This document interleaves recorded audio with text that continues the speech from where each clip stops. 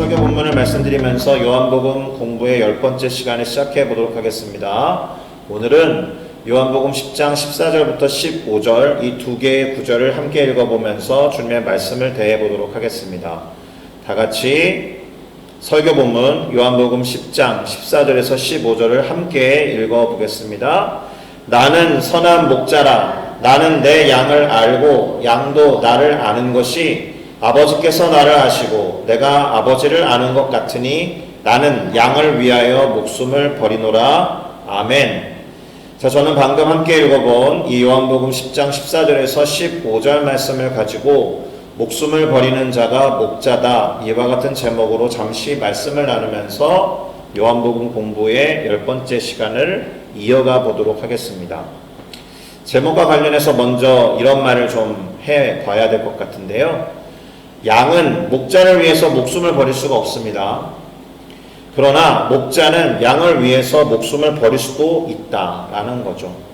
물론 양을 이용하는 목적이 있잖아요. 양을 키우는 이유가 있을 것 아닙니까? 어쩌면 양은 자신을 희생하면서 많은 사람들에게 털도 주고 고기도 주고 필요한 기름도 주고 하니까 사람들을 위해서 희생한다라고 볼 수도 있겠지만 거기에 자신의 의지가 개입되어 있는 것은 아니기 때문에 양이 목자를 위해서 목숨을 버리는 건 아니겠죠. 물론 또 그렇다라고 해서 모든 목자가 그렇게 할 수 있는 것도 아닐 겁니다. 성경에 나와 있는 표현대로 선한 목자, 양을 아끼고 사랑하는 목자의 경우에만 그렇게 할 수 있을 겁니다. 게다가 목자들의 개인적인 성향도 작용을 하겠죠. 삶을 어떻게 살아가는지 그들의 태도가 어떠한지에 따라서 다를 겁니다. 그런데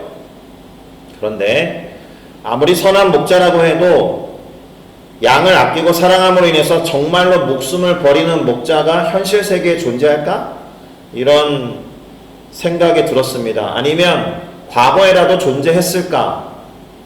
정말 자기가 목숨을 잃을 만한 상황에서 양 한 마리 때문에 생명을 던져내는 선한 목자가 정말 존재할까? 가족도 아니고 사람도 아닌데 한 마리 양을 위해서 그렇게 할 목자가 과연 있겠는가? 그런데 지금 이 얘기를 하시는 분이 예수님이잖아요.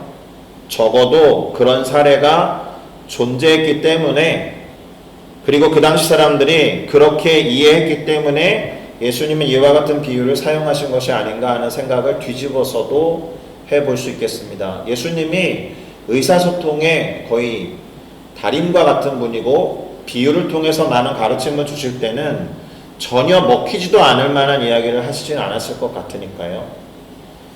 그런 목자들이 있었죠. 특별히 이스라엘의 목자들 중에서 목숨을 걸고 양들을 지키는 자들이 실제로 있었습니다. 우리가 잘 알듯이 어린 소년 다윗, 정말 그랬죠. 그의 이 물맷돌을 던지는 솜씨는 양들을 맹수로부터 지키면서 형성된 것 아닙니까? 양들을 지키기 위해서 맹수로부터 물러나지 않고 물맷돌을 던졌다라는 것은 목숨을 걸고 한 거라고 볼 수가 있습니다. 그리고 이스라엘 지역은 우리가 흔히 아는 평원과 같은 곳이 아니기 때문에, 초원과 같은 곳이 아니기 때문에 시편 23편에서 다윗이 노래한 것처럼 사망이 떠오를 수 있는 어둠의 음침한 골짜기 같은 곳을 지나가야 간간히 만나는 물이 있었고 간간히 만나는 초원 같은 게 있었다라는 겁니다. 그때 목자와 양이 함께 지나가야 했다라는 거예요. 그 사망의 음침한 골짜기를. 그러면 그렇게 좁고 위험천만한 곳을 같이 지나간다라고 하면 물론 사람과 동물이겠지만 흡사 전우회와 같은 것이 쌓여갈 수 있는 관계다라는 거죠. 정말 그런 모습이 나올 수 있는 여건과 상황 가운데 있었다라는 것을 생각하면 전혀 말도 안 되는 비유와 예를 들어서 예수님이 이와 같은 얘기를 했을 리가 없다라는 겁니다. 그런데 그런 목자가 있는 반면에 반대로 양을 이용하고 팔아넘기면서 자신의 유익을 위하는 자는 다른 목자의 양을 훔치기도 하고 심지어 양을 훔치기 위해서 그 목자를 죽이기도 했을 거다라는 겁니다. 그래서 오늘 본문은 그런 자들을 절도며 강도라고 말하고 있는 것이에요. 그래서 오늘 우리가 살펴보고자 하는 요한복음 10장 초반의 두 구절 1절부터 2절을 통해 예수님 이렇게 말씀하셨습니다. 제가 읽겠습니다.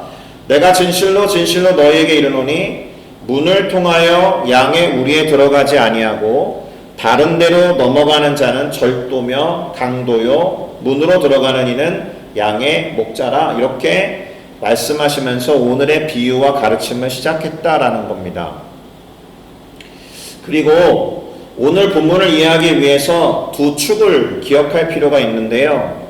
이런 겁니다. 한쪽 축은 선한 목자, 문지기, 양의 문으로 표현된 진영이 있고, 다른 한 축은 절도, 강도, 사꾼 목자, 이렇게 파악하시고 연결지어서 본문을 이해하신다면 도움이 될 거다라고 생각합니다. 그리고 이 두 진영은 이렇게 단순화시켜서 요약해 볼 수 있는데, 양을 살리려는 쪽과 양을 죽이려고 하는 쪽으로 나누어서 설명해 볼 수 있다. 특별히 양을 죽이려고 하는 쪽은 심지어 이 양이 소속된 목자까지도 죽일 수 있는 무리들이었다라는 겁니다. 그런데 예수님께서는 요한복음 10장 7절부터 8절에서 이렇게 말씀하십니다. 제가 읽겠습니다. 그러므로 예수께서 다시 이르시되 내가 진실로 진실로 너희에게 말하노니 나는 양의 문이라. 나보다 먼저 온 자는 다 절도요 강도니 양들이 듣지 아니하였느니라. 이 구절에서의 핵심은 노란색으로 표시해 놓았듯이 그러므로 다시라는 겁니다. 다시 말씀하셨어야 됐다라는 겁니다. 왜 예수님께서는 다시 말씀하셨어야 했을까? 그러므로 다시의 이유가 무엇이었는가? 그것을 살펴볼 필요가 있는데 그 앞구절을 보니까 이렇게 되어 있습니다. 예수께서 이 비유로 그들에게 말씀하셨으나 그들은 그가 하신 말씀이 무엇인지 알지 못하니라. 이렇게 되어 있으니까 그들이 알지 못하고 깨닫지 못했기 때문에 그런 이유로 인해서 다시 말씀하셔야 됐다라는 거예요. 깨닫지 못하고 알아듣지 못하니까 그러므로 다시 말씀하신 것을 알 수 있습니다. 자, 그러고 보니까 예수님은 요한복음 10장의 초반부, 아까 1절, 2절 읽었고 지금 6, 7, 8절을 읽었는데 3절과 5절에서 3절부터 5절 사이에서 예수님은 다음과 같은 말씀을 하셨었습니다. 제가 읽겠습니다. 양은 그의 음성을 듣나니 그가 자기 양의 이름을 각각 불러 인도하여 내느니라. 자기 양을 다 내놓은 후에 앞서가면 양들이 그의 음성을 아는 고로 따라오되 타인의 음성은 알지 못하는 고로 타인을 따르지 아니하고 도리어 도망하느니라. 이렇게 말씀하셨다라는 거예요. 양을 사실 구분해서 이름 짓는 거 어렵습니다. 강아지나 뭐 다른 가축 또는 애완 동물 같은 경우에는 뭔가 특징이 있단 말이에요. 근데 양은 정말 구분하기 어렵거든요. 근데 양을 향해서 얼마나 아끼고 존중하면 양들의 이름을 짓고 그것을 구분해서 이름을 부른다라는 거예요. 그 이름을 부르는 것을 듣고 양이 자신의 목자를 따라갈 수 있다. 그런데 그 반대의 경우도 있다라는 거죠. 양들이 타인의 음성을 알아듣지 못한다라는 겁니다. 그러면 이렇게 정리할 수 있습니다. 흥미로운 것이 무엇이냐? 지금 예수님이 하시는 말씀을 알아듣지 못하는 사람들은 어쩌면 예수님의 양들이 아닌 셈이다. 그렇겠죠? 그러니까 이 말은 양의 문이 되신 예수님을 통해서 하나님께 나아갈 수 없다. 그리고 하나님께 나아가지 못한다라고 하면 구원을 얻을 수 없는 것이고 들어가면서 나가면서 얻을 수 있는 꼴을 먹지 못한다라는 뜻입니다. 9절에서 예수님이 그렇게 말씀하셨거든요. 이건 한번 같이 읽을까요? 시작. 내가 문이니 누구든지 나로 말미암아 들어가면 구원을 받고 또는 들어가면 나오면 꼴을 얻으리라. 그러니까 예수님이라는 목자, 예수님이라는 문을 따라 들어가지 않으면 구원을 얻지 못하고 꼴을 얻지 못한다라는 거니까 예수님의 음성을 자신의 목자의 음성으로 알아듣지 못하는 양들은 굶어 죽거나 엉뚱한 곳으로 터지게 될 거다라는 겁니다. 다시 말하면 구원을 베푸시고 꼴을 먹여주시는 선한 목자 되신 예수님이시다라는 뜻이에요. 정확하게 예수님은 이후의 구절, 곧 요한복음 10장 10절에서 13절을 통해 다음과 같이 말씀하셨습니다. 아주 유명한 구절인데요. 제가 읽겠습니다. 도둑이 오는 것은 도둑질하고 죽이고 멸망시키려는 것뿐이요 내가 온 것은 양으로 생명을 얻게 하고 더 풍성히 얻게 하려는 것이라. 나는 선한 목자라. 선한 목자는 양을 위하여 목숨을 버리거니와 삭구는 목자가 아니요 양도 제 양이 아니라. 이리가 오는 것을 보면 양을 버리고 달아나나니. 누가요? 삭군 목자가. 이리가 양을 물어가고 또 해치느니라. 달아나는 것은 그가 삭군인 까닭에 양을 돌보지 아니함이나. 이렇게 되어 있습니다. 예수님께서 온 것은 자신의 양들로 하여금 생명을 얻게 하고 풍성히 얻게 하려는 것이니까 예수님을 목자로 알고 그 음성을 알아듣지 못하면 생명을 얻지도 못하고 풍성히 얻는 것까지도 말도 안 된다라는 거예요. 특별히 선한 목자와 삭군 목자가 대조되어 있다는 것을 기억하시면 좋을 텐데, 삭군 목자는 꾼이라는 말이 들어가서 사실 되게 처음부터 듣기에 부정적인 것 같이 느껴지지만 사실은 꼭 그런 건 아니에요. 삭군 목자는 정해진 시간, 정해진 양을 그저 치기만 하고 일당을 받는 목자들이니까 부정적으로 굳이 말한다라면 일당에만 관심을 갖는 목자일 수 있죠. 자기 양도 아니니까 굳이 무리를 할 필요는 없는 겁니다. 양을 위해서 목숨을 내놓지 않을 겁니다. 물론 그런 계약 조건이 있으면 목숨을 걸 수도 있습니다. 한 마리가 너로 인해서 죽게 되면, 너의 삭군 목자 너로 인해서 죽게 되면 지금까지 쳤던 양들의 100배의 배상을 해야 된다, 이런 식으로 한다라고 하면 목숨을 걸지도 모르겠지만 그것마저도 돈 때문에 하는 일이 아니겠습니까? 반면에 예수님은 오늘 설교 본문으로 삼았던 14절과 15절에서 다시 한번 이렇게 말씀하십니다. 나는 선한 목자라. 나는 내 양을 알고 양도 나를 아는 것이 마치 아버지께서 나를 아시고 내가 아버지를 아는 것 같으니 나는 양을 위하여 목숨을 버리노라. 이렇게 말씀하신 겁니다. 그런데 이 두 구절에서 주목해야 하는 대목이 있습니다. 우선은 선한 목자 되신 예수님은 우리가 당신의 양이라는 이유로 인해서 기꺼이 우리를 위해서 목숨을 버리셨다라는 거예요. 그런데 목숨을 버리신 보다 더 구체적인 이유가 뭐라는 거예요? 우리가 당신을 알고 당신이 우리를 알기 때문이다라는 거예요. 처음에 그 양이 뭐라고 그 짐승 한 마리 때문에 목숨을 내놓느냐 이런 이야기를 한 것을 기억하실 건데요. 이 구절 때문에 그럴만하겠다라는 생각이 듭니다. 무슨 말이냐 하면 서로가 서로를 잘 아는 관계를 예수님께서는 목자와 양의 관계로 지금 비유를 들어서 설명하신 거다라는 거예요. 자, 여러분, 가족과 같은 친밀한 관계에서는 정말로 가족 구성원 때문에 기꺼이 목숨을 버립니다. 그거 맞죠?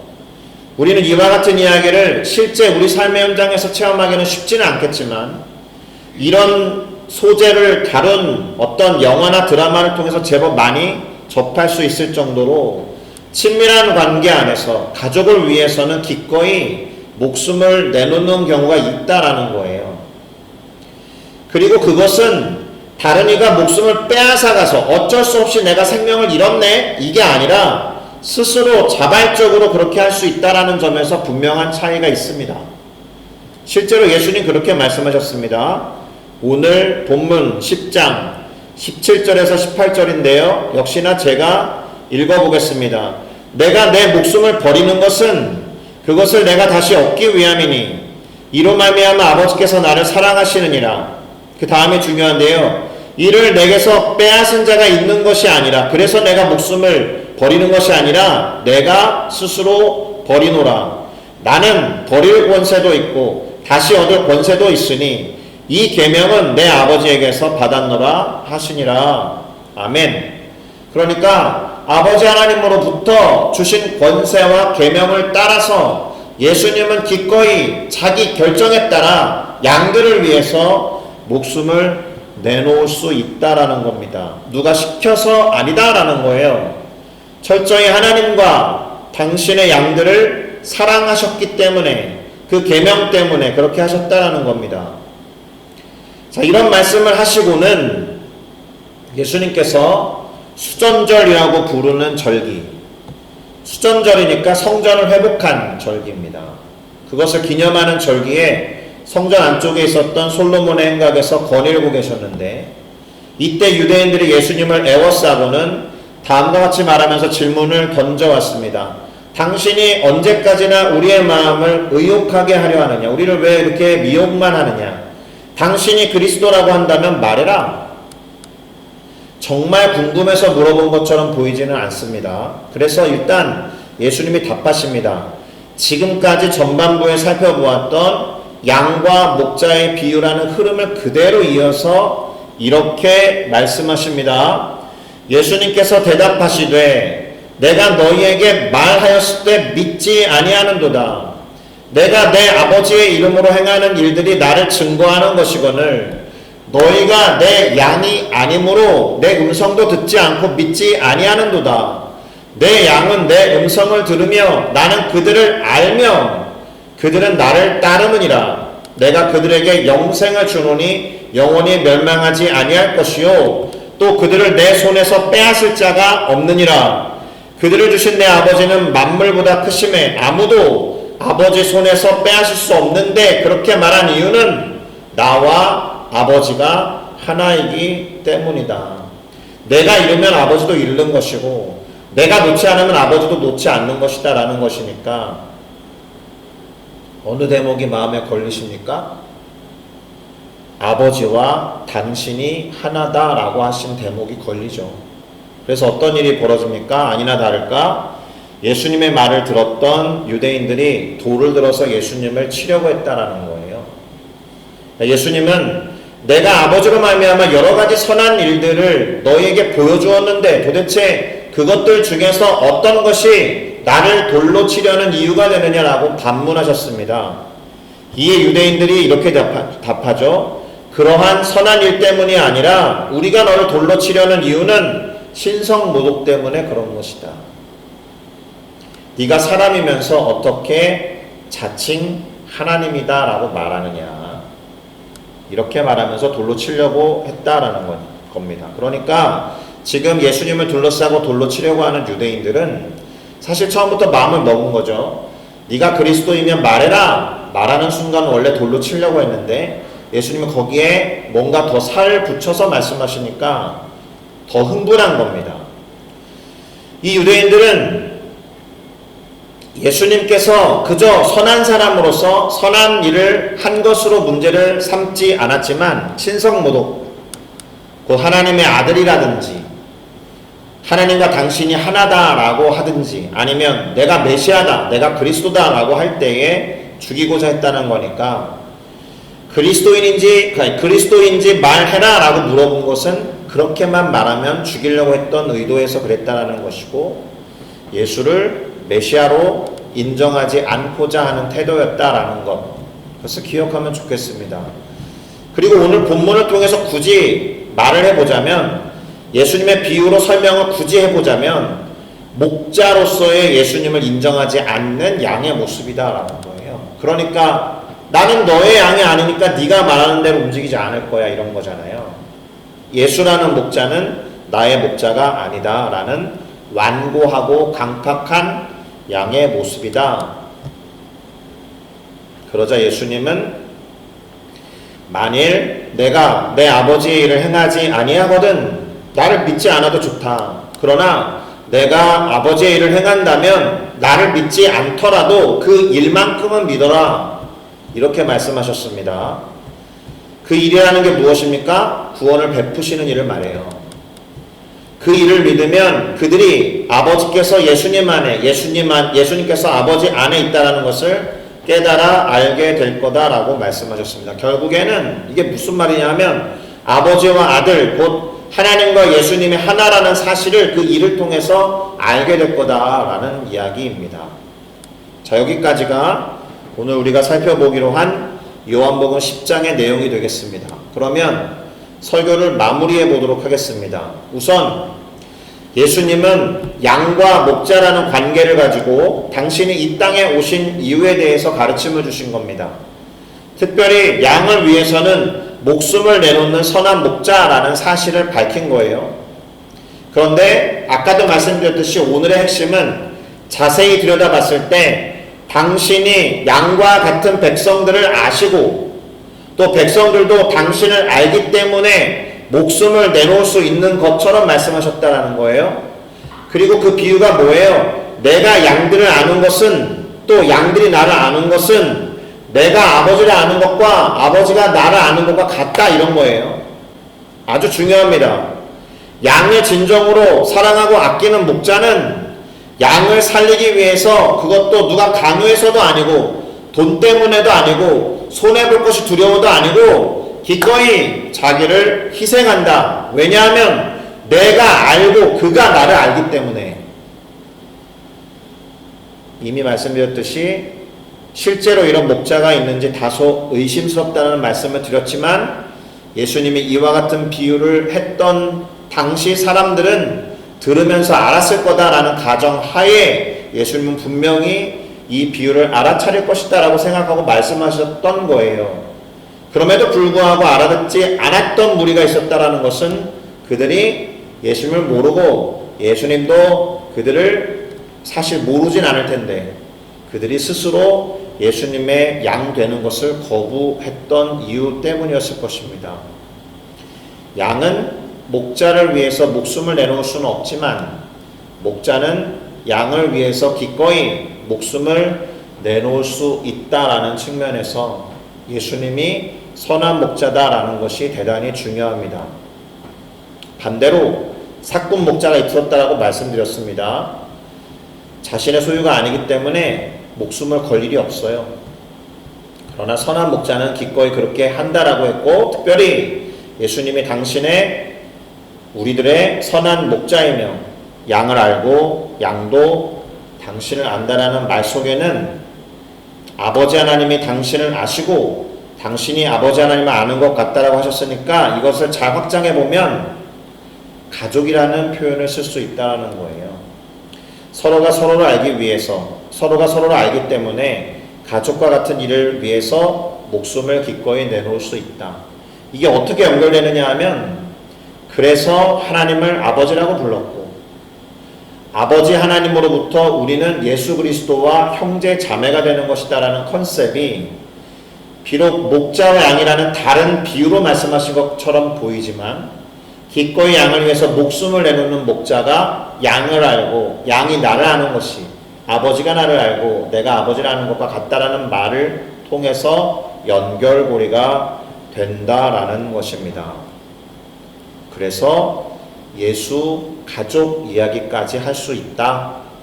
이러한 관계성 안에서 우리가 그분의 양으로 존재한다는 것을 기억하고 우리의 목자 되신 예수 그리스도가 누구인지 알아서 그분의 음성에 따라 여기저기 그분을 신뢰하는 마음으로 기꺼이 따라가고 붙잡아서 나아갈 수 있어야 한다는 겁니다. 다른 사람들이 그렇게 하지 않는 것을 나는 그 목자를 알기 때문에 그가 나의 목자이기 때문에 비록 사망의 음침한 골짜기로 다닌다 해도 결국에는 쉴만한 물가와 푸른 초장으로 인도하신다라는 확신 때문에 따라가는 우리 모두가 되어야 할 줄로 믿습니다. 기도하시겠습니다.